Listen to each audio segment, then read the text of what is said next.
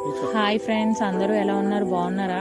Today మనం నేర్చుకుందాం Konaseema special vegetable biryani.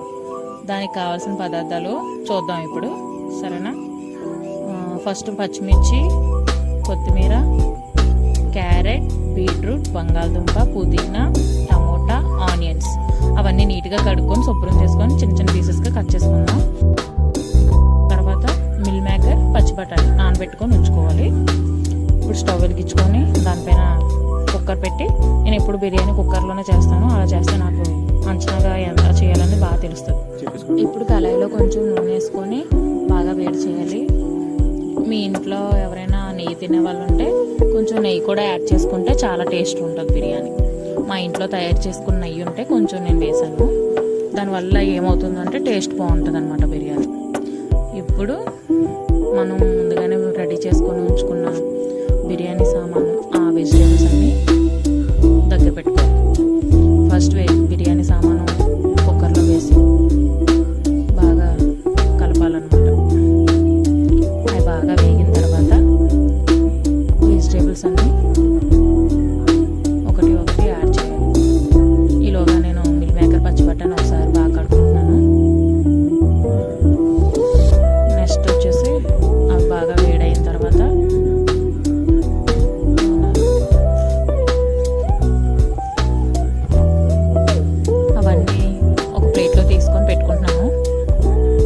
పచ్చి బఠానీ బాగా క్లీన్ చేసుకొని ఒక ప్లేట్లో పెట్టుకొని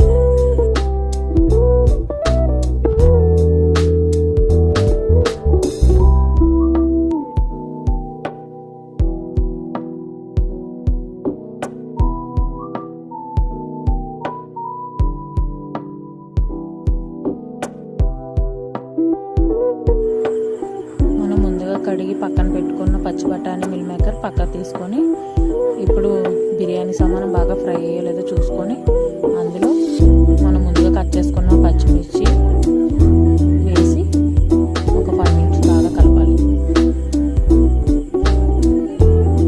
తర్వాత ఆనియన్స్ వేయాలి. తర్వాత టమోటా,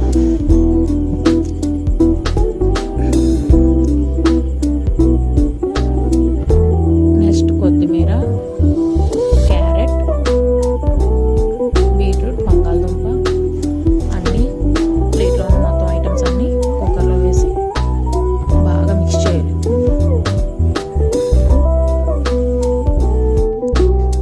వెజిటేబుల్స్ అన్ని కుక్కర్లో వేసి బాగా మిక్స్ చేయాలి. 5 minutes వాటిని ఉడకనివ్వాలి. అన్ని వెజిటేబుల్స్ ఒకసారి బాగా కిందకి పైకి కలిపేసి మనం ఎంత బాగా కలుపుకుంటే అంత బాగా ఫ్రై అవుతాయి అన్నమాట. నెక్స్ట్ వచ్చేసి మిల్ మేకర్, పచ్చి బఠానీ కూడా అందులో వేయాలి. వేసి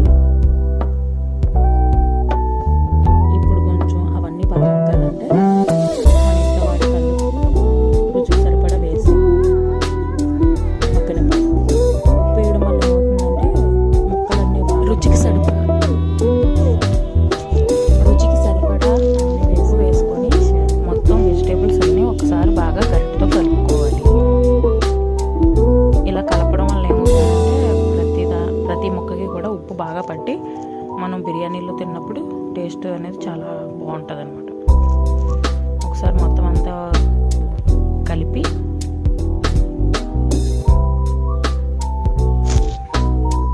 ఒక 5 minutes మూత పెట్టుకోవాలి. 5 minutes తర్వాత మూత తీసి చూసి మళ్ళీ కిందకి మీదకి గరిటెతో బాగా కలపాలి.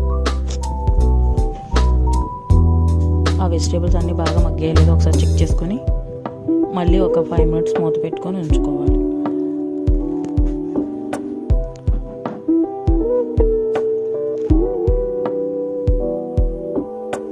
ఫైవ్ మినిట్స్ తర్వాత మూత తీసి చూస్తే మన వెజిటేబుల్స్ అన్నీ బాగా మగ్గి బాగా ఫ్రై అయి ఉంటాయి.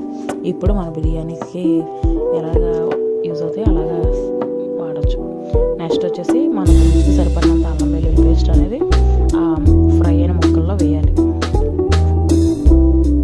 నేను రైస్ ఎక్కువ క్వాంటిటీలో తీసుకున్నాను కాబట్టి ఎక్కువ అల్లం పేస్ట్ అనేది వేసాను.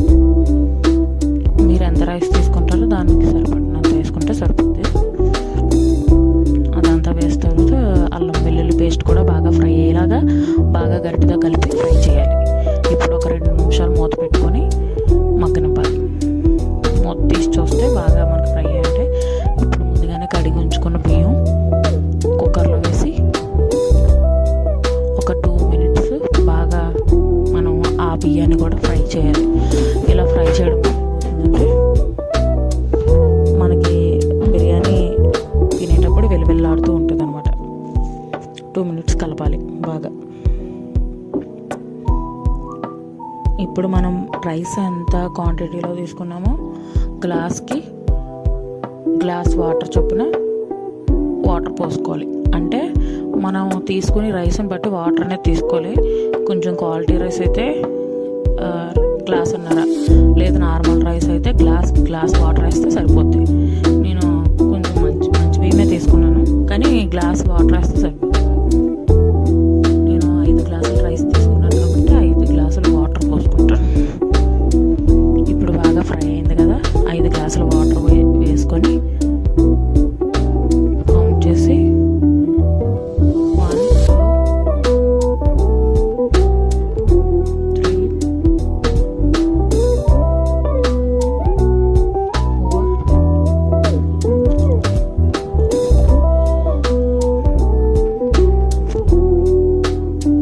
4 5. ఓకే,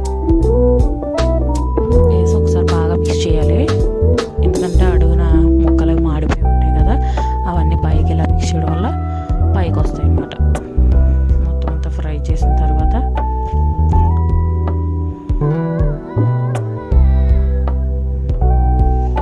మన బయట షాప్లో దొరికే బిర్యానీ మసాలా ప్యాకెట్ ఉంటుంది కదా, అదొక ప్యాకెట్ వేసుకుంటే టేస్ట్ ఇంకా బాగుంటుంది అనమాట.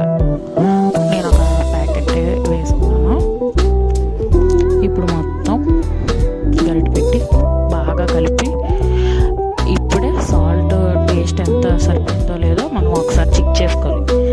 లేదంటే మనం ఉప్పు అడ్జస్ట్ చేసుకోవడానికి తర్వాత అయితే అవ్వదు. ఇప్పుడు చెక్ చేసిన తర్వాత తక్కువైతే కొంచెం ఉప్పు కానీ ఏదైనా ఎక్స్ట్రా అమౌంట్ ఏమైనా పడితే అది వేసుకోవాలన్నమాట.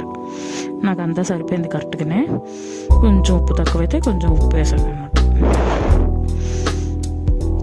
వేసి ఒకసారి బాగా మిక్స్ చేసి ఇప్పుడు గరిటెతో బాగా కలిపి కుక్కర్ మూత ఫిక్స్ చేయాలి. హై ఫ్లేమ్లో 10 మినిట్స్ ఉడకనిచ్చి 2 విజిల్స్ రానివ్వాలి. అప్పుడు మనకి వేడివేడిగా గుమ్మగుమ్మలాడే బిర్యానీ రెడీ అవుతుంది. ఇప్పుడు మన కోనసీమ వెజిటేబుల్ బిర్యానీ రెడీ. చూసారా ఎంత విలవిల్లాడుతా, ఎంత చూడటానికి ఎంత బాగుందో.